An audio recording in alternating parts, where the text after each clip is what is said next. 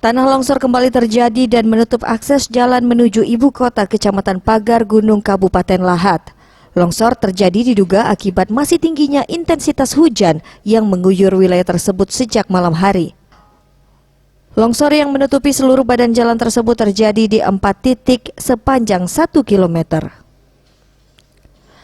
Warga pun dibantu para pelajar dengan sukarela bergotong royong membersihkan tumpukan material longsor secara manual menggunakan cangkul agar kendaraan dapat lewat. Namun tidak adanya alat berat milik pemerintah Kabupaten Lahat yang turun ke lokasi longsor membuat warga kesulitan menyingkirkan material longsor yang berupa tanah.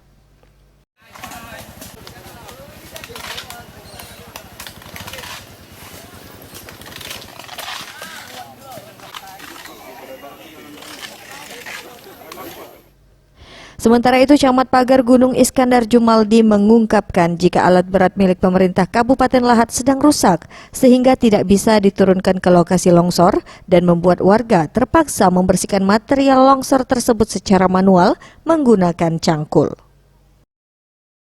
Kecamatan Pagar Gunung ini rawan longsor.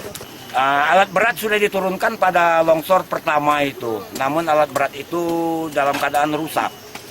Mungkin 2-3 hari ini alat berat akan diperbaiki, akan beroperasi lagi. Dari Pemda Kabupaten Lahat.